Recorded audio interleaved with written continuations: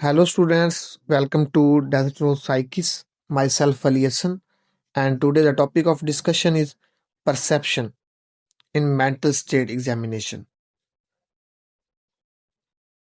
देखिए जो आपने परसेप्शन पढ़ा है वो एक अलग मायने रखता है, लेकिन जब आप मेंटल स्टेट में आते हैं तो इसका रंग बदल जाता है। सबसे पहले हम इंट्रोडक्शन को देखते हैं। अब परसेप्शन होता क्या है, इसको मैं आपको एक स्टोरी टेलिंग समझाने की कोशिश करता हूँ। अब ज़्यादातर वक़्त हम अपने थॉट्स को, खुद को और अपने इर्द-गिर्द की दुनिया को पूरी तरह नहीं देख पाते। हमारी नज़र बस इतनी ही जाती है जितनी रोज़मर्रा की ज़िंदगी में ज़रूरत होती है। लेकिन अगर हम चाहें तो अपने ख़्यालों पर भी अटेंशन दे सकते हैं। अपने जिस्म की आवाज़ें सुन सकते हैं और बाहर की दुनिया को नई निगाह से देख सकते हैं। आम दिनों में ये सब कुछ हमें बहुत कॉमन लगता है, नज़र जाना-पहचाना लगता है। मतलब कॉमन दिनों में जब हमारी ज़िंदगी में कोई प्रॉब्लम नहीं होता, कोई हमें साइकोलॉजिकल इश्यू नहीं होता। हर चीज़ अपनी जगह पर होती है, हर बात अपनी तरतीब में होती है, कुछ भी हमें अजीब नहीं लगता। लेकिन कभी-कभी यही जानी-पहचानी दुनिया अचानक बदल जाती है। इंसान को अपना आप भी अनफ़ैमिलियर मतलब अजनबी लगने लगता है और बाहर की दुनिया भी कुछ और ही रंग में हमें नज़र आने लगती है। अब ये जो गड़बड़ है, ये जो प्रॉब्लम है, अपने आप को महसूस करने में भी हो सकती है और बाहर की दुनिया को महसूस करने में भी। यानी महसूस करने के कई तरीके में प्रॉब्लम आ सकती है, मतलब कई तरीकों में। अब साइकोलॉजिस्ट को हर क्लाइंट से उस बारे में बहुत ज़्यादा सवाल करना ज़रूरी नहीं होता, लेकिन ज़्यादातर क्लाइंट से 2-4 क्वेश्चन कर लेना फ़ायदेमंद होता है। फिर अगर हिस्ट्री या मेंटल स्टेट एग्जामिनेशन में कोई बात इशारा दे, तो साइकोलॉजिस्ट उस तरफ मज़ीद क्वेश्चन कर सकता है। अब साइकोलॉजिस्ट को कौन से क्वेश्चन करने चाहिए? साइकोलॉजिस्ट अमूमन ये आप सिंपल क्वेश्चन पूछते हैं, क्या आपने अपने अंदर या अपने इर्द-गिर्द की कोई ऐसी तब्दीली महसूस की है जिसकी वजह से आपको समझ नहीं आती? क्या आप कभी क्या कभी आपने किसी की आवाज़ सुनी हो, लेकिन वो शख्स आपको नज़र ना आया हो? अब ये चीज़ें होती हैं इसमें। चलिए आगे बढ़ते हैं। खुद को बदला-बदला महसूस करना, मैंने ऊपर बात की थी।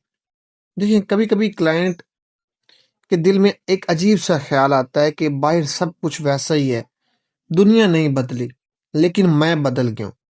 कभी उसे लगता है कि ये जिस्म मेरा नहीं रहा, या मैं अपने आप के लिए ही अजनबी हो गया हूँ। जैसे कोई शख्स आईने में अपना चेहरा देखे और उसे पहचान ही ना पाए। अब इस कंडीशन को हम डीपर्सनलाइजेशन कहते हैं। और कभी-कभी ऐसा भी होता है कि क्लाइंट को खुद में कोई फ़र्क नहीं लगता, लेकिन उसे महसूस होता है कि दुनिया बदल गई है। माहौल अनजाना-अनजाना लगता है, चीज़ें अनरियल लगती हैं, जैसे सब कुछ किसी धुन में लिपटा हुआ हो या किसी पर्दे के पीछे से नज़र आ रहा हो। अब इस कंडीशन को डीरियलाइजेशन कहते हैं। अब ये बात ज़हन में रखना ज़रूरी है कि ये दोनों कंडीशंस हमेशा किसी डिज़ीज़ की सिम्पटम नहीं होती। कभी ये बस थकन की वजह से हो जाता है, कभी बहुत ज़्यादा घबराहट, स्ट्रेस या एंग्ज़ायटी से ये बेचैनी इंसान के अंदर पैदा हो जाती है, ये चीज़ पैदा हो जाती है। और कभी डिप्रेशन के साए में भी ये जो कैफ़ियत है सर उठा लेती है। कभी-कभार ये शिज़ोफ्रेनिया में भी देखने को मिलती है और कभी-कभी एपिलेप्सी जिसे हम मिर्गी कहते हैं, मिर्गी में भी नज़र आती है और कभी किसी मेडिसिन या नशे के असर में भी ये हाल हो जाता है इंसान का। अब हम बात करते हैं परसेप्शन में इल्यूजन्स, मतलब चीज़ मौजूद हो मगर मतलब गलत निकले। अब इल्यूजन्स का मतलब ये है कि बाहर कोई चीज़ मौजूद हो लेकिन इंसान उसे गलत समझ ले। यानी चीज़ है मगर ब्रेन उसकी गलत शक्ल बना ले या गलत मतलब निकाल ले। अब ये समझना किसी भी सेंस में हो सकता है, लेकिन ज़्यादातर 2 जगह में होता है, ऑडिटरी इल्यूजन में और विजुअल इल्यूजन में। अब ऑडिटरी होता है सुनने में, यानी जो आवाज़ है उसका मतलब गलत समझ लिया। विजुअल इल्यूजन देखने में, यानी जो चीज़ नज़र आ रही है उससे गलत समझ लिया। ये हमेशा डिजीज नहीं होता। आम लोग भी इसे जानते हैं। फॉर एग्जाम्पल, आंखों का धोखा, या ये कि आदमी रात के अंधेरे में अकेला चल रहा हो और उसे लगे कि पीछे कदमों की आवाज आ रही है, हालांकि कोई नहीं होता। बेचैनी और खौफ वाली कंडीशन में ये गलत ख्याल और बढ़ जाता है, खास तौर पे एंजाइटी में। अगर हम डिजीज में देखें तो डिजीज वाली वजह में सबसे आम वजह यह है कि डिमिश सेंस हो जाए, जैसे नजर कमजोर हो या कान ठीक ना सुने। इस तरह का रोशनी कम हो, जैसे अंधेरा हो, तो भी गलत समझने के जो इम्कानात हैं बढ़ जाते हैं। अगर कॉन्शियसनेस की हालत वीक हो जाए तो भी यही होता है, और ख़ास तौर पर डिलीरियम में एल्यूजन्स बहुत ज़्यादा हाई हो जाते हैं। इस हालत में पेशेंट या क्लाइंट को शैडो मूवमेंट को एक खतरनाक समझ जानवर समझ लिया जाता है। जो क्लाइंट होता है वो शैडो को देखता है, कोई साया, तो उसको कहता है यार कि ये कोई खतरनाक जानवर है। या बिस्तर की चादर पर जब जिस्म पर जब हम सो रहे होते हैं तो हमारे जिस्म पर कोई चादर पड़ी हो, तो वो जब हिले तो अगर पेशेंट हो तो उसे ऐसे लग सकता है कि ये कीड़ों की हरकत। जाहिर है जिस पेशेंट या क्लाइंट के साथ ऐसा हो वो बहुत डरा हुआ नजर आता है। अब हम परसेप्शन में बात करते हैं हेलोसिनेशन की। बेटा बड़े इंपॉर्टेंट टॉपिक है, इनको समझें। अब हेलोसिनेशन उसको कहते हैं कि इंसान को कोई चीज सुनाई दे या दिखाई दे, लेकिन रियलिटी में कोई चीज मौजूद ना हो। फॉर एग्जाम्पल, पेशेंट या क्लाइंट कहे कि मुझे आवाज आ रही है, मगर वहां कोई बोलने वाला नहीं होता, और जो लोग पास मौजूद हों वो कुछ नहीं सुनते। ये भी हर सेंस में हो सकता है, लेकिन सबसे ज्यादा ये सुनने में होता है, यानी ऑडिटरी हेलुसिनेशन में। अब अगर हम ऑडिटरी हेलुसिनेशन की बात करें तो साइकोलॉजिस्ट पेशेंट से पूछता है, क्या कभी आपको ऐसी आवाजें सुनाई देती हैं जब वहां कोई नहीं होता या कोई बात नहीं कर रहा होता? अगर पेशेंट हाँ कहे तो साइकोलॉजिस्ट फिर पूछता है, क्या ये आवाजें आपको सर के बाहर से आती हैं या सर के अंदर से? क्या कभी आपके अपने ख्यालात आपको ऐसे सुनाई देते हैं जैसे वो ऊंची आवाज में बाहर बोले जा रहे हो? फिर साइकोलॉजिस्ट आवाज के मतलब के बारे में पूछता है, आवाज क्या थी? मुझे आज या कल कोई मिसाल बताएं कि आपने क्या सुना। अब साइकोलॉजिस्ट को पेशेंट के अल्फाज लफ्ज ब लफ्ज लिखने चाहिए, खास तौर पर आवाज़ों के अल्फाज। अब मैं अगर जब कहता हूँ लफ्ज बाय लफ्ज लिखना चाहिए तो स्टूडेंट्स कहते हैं सर हर पूरी चीज़ लफ्ज बाय लफ्ज लिखनी चाहिए। बेटा जो चीज़ बता रहा हूँ उसको। अब यहाँ मैंने क्या चीज़ कहा कि साइकोलॉजिस्ट को पेशेंट के अल्फाज लफ्ज बाय लफ्ज लिखने चाहिए, खास तौर पर आवाज़ों के अल्फाज भी। अब ये चीज़ मैं बता रहा हूँ, ये आप पे डिपेंड करता है कि कौन सी चीज़ इंपॉर्टेंट है और कौन सी चीज़ नहीं इंपॉर्टेंट। अब ये आवाज़ें कई डिसऑर्डर में आ सकती हैं, जैसे शिजोफ्रेनिया, ऑर्गेनिक ब्रेन सिंड्रोम और सीरियस मूड डिसऑर्डर्स में। बेटा अक्सर ये आवाज़ें पेशेंट के डिसऑर्डर से जुड़ी होती हैं। फॉर एग्जाम्पल, मैनिया के जो पेशेंट हैं उसमें आवाज़ें बड़ी बड़ी बातें करती हैं, जैसे तुम में खास ताकत है, तुम बहुत खास हो।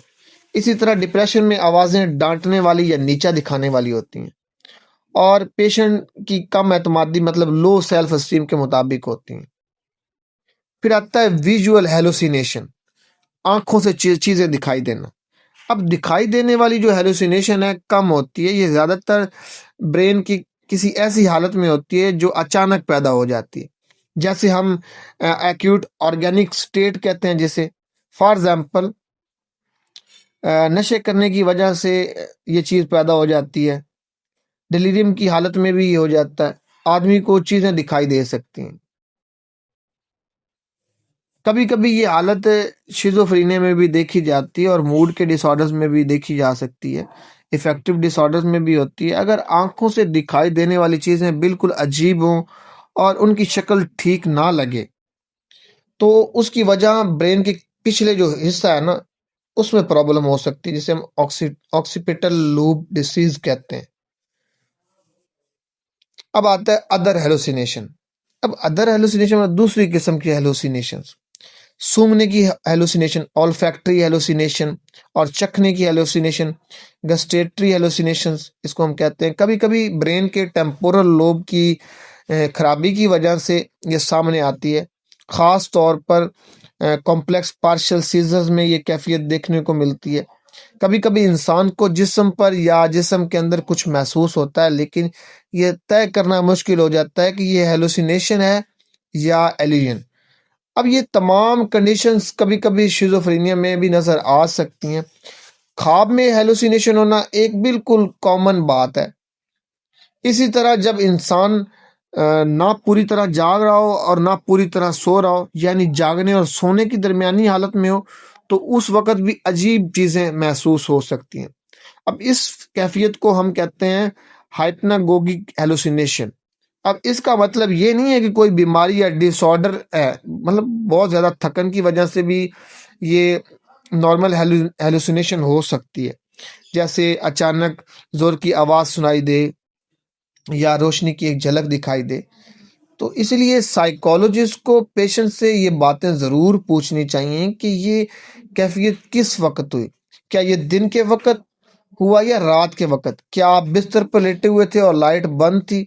क्या आप पूरी तरह जाग रहे थे या नींद की हालत में थे? अब हम इन दोनों के डिफरेंस को देखते हैं। देखें, कभी-कभी इल्यूजन और हैलुसिनेशन में फ़र्क करना मुश्किल हो जाता है। फॉर एग्ज़ाम्पल, अगर पेशेंट ये कहे मुझे आवाज़ आई कि तुम्हें ख़ास तौर पर चुना गया, तो साइकोलॉजिस्ट को पेशेंट से ये सवाल ज़रूर पूछने चाहिए, आवाज़ कहाँ से आई? क्या इस वक़्त या उस वक़्त वहाँ कोई और मौजूद था? क्या वो लोग आपस में बात कर रहे थे? तो ये चीज़ होती है। परसेप्शन का लास्ट टॉपिक है पसीडो हेलुसिनेशन। अब पसीडो हेलुसिनेशन में आवाज़ या मंज़र इतना रियल महसूस नहीं होता, जितना आम तौर पर महसूस होता है, और ना ही इतना हकीकी होता है, नेचुरल होता है, जितना हेलुसिनेशन में होता है। अब इसमें इंसान को ये एहसास होता है कि ऐसा लग रहा था जैसे आवाज़ आई हो या कुछ नज़र आया हो। अब ये कंडीशन इंसान को अपने अंदर महसूस होती है, यानी आवाज़ ऐसे लगती है जैसे सर के अंदर से आ रही हो, या मंज़र ऐसे महसूस होता है जैसे इंसान अपने अंदर की आँख से देख रहा हो। इसलिए साइकोलॉजिस्ट पेशेंट से ये सवाल पूछता है, क्या आवाज़ सर के अंदर से महसूस हो रही थी या बाहर से? क्या आपको लगा कि आवाज़ इनर एयर में थी या बाहर की तरफ से? अब देखो, पेसिडो हेलुसिनेशन में इल्यूजन्स की तरह जो डायग्नोसिस में ज़्यादा हेल्पफुल नहीं देती या इतनी हेल्पफुल नहीं होती। अब ये किसी भी मेंटल डिसऑर्डर में हो सकती है, और ऐसे लोगों में भी हो सकती है जो मेंटल पेशेंट नहीं है। अब ख़ास तौर पर ये कंडीशन उन लोगों में ज़्यादा देखी जा सकती है जो बहुत ज़्यादा ख्यालों में रहते हैं, जो या जिनकी समझ कमज़ोर होती है। अगर साइकोलॉजिस्ट pseudo हेलुसिनेशन और हेलुसिनेशन में डिफरेंस ना करे, तो कभी-कभी वो पेशेंट या क्लाइंट को गलती से साइकोटिक समझ लिया जाता है। तो ये चीज़ बहुत ज़रूरी है। तो स्टूडेंट्स, उम्मीद करता हूँ आज का लेक्चर आपको समझ आया होगा, और अगर आपको लेक्चर अच्छा लगा है तो बेटा वीडियो को लाइक करें और फीडबैक देना मत भूलें। Thank you.